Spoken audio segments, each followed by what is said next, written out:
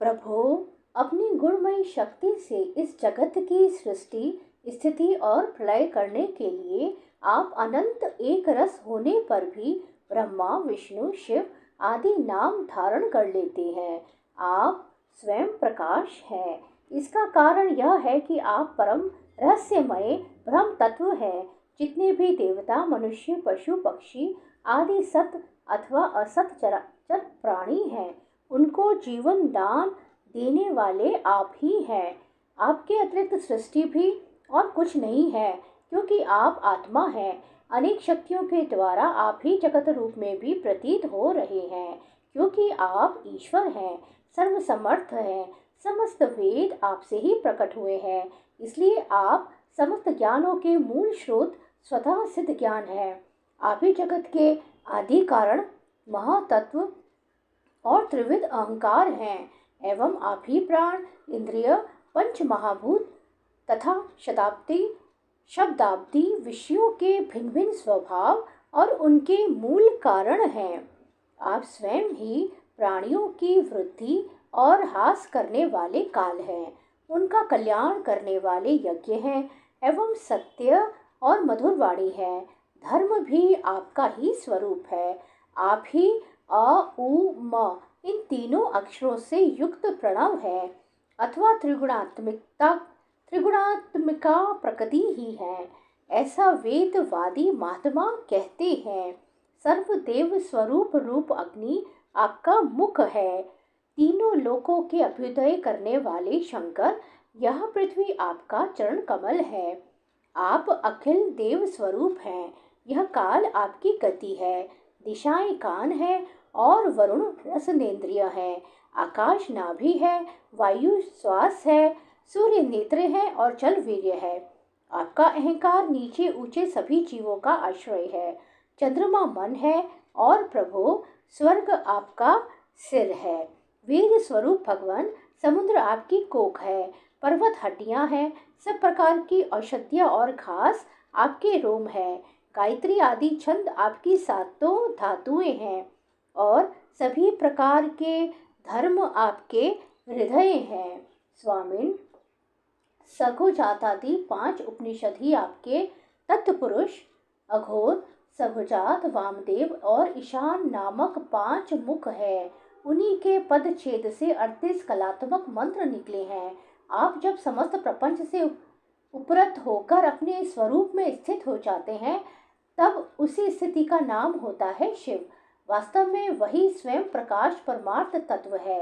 अधर्म की दंभ, लोभ आदि तरंगों में आपकी छाया है, जिनसे विविध प्रकार की सृष्टि होती है। वे सत्व, रज और तम आपके 3 नेत्र हैं। प्रभु, गायत्री आदि छंद रूप सनातन वेद ही आपका विचार है, क्योंकि आप ही सांख्य आदि समस्त शास्त्रों के रूप में स्थित हैं और उनके कर्ता भी हैं।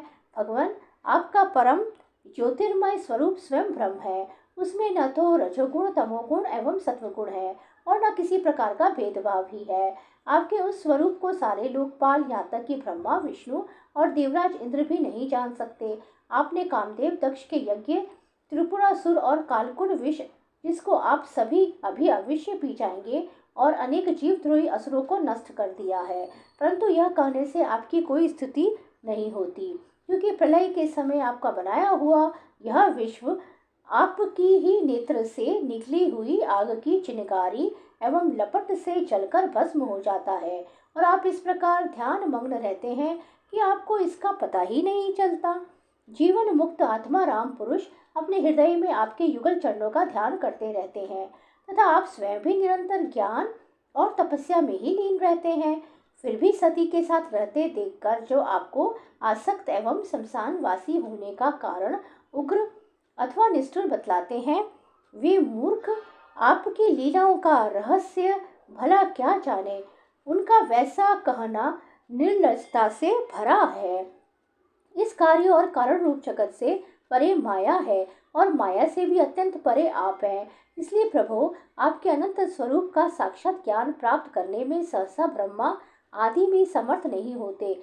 फिर भी स्तुति तो कर ही कैसे सकते हैं। ऐसी अवस्था में उनके पुत्रों के पुत्र हम लोग कह ही क्या सकते हैं।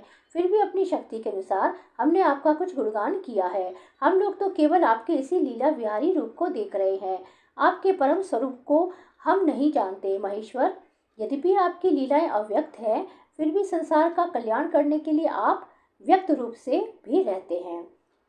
श्री सुखदेव जी कहते हैं, परीक्षित, प्रजा का यह संकट देखकर समस्त प्राणियों के अकारण बंधु देवादिदेव भगवान शंकर के हृदय में कृपावश बड़ी व्यथा हुई। उन्होंने अपनी प्रिया सती से यह बात कही।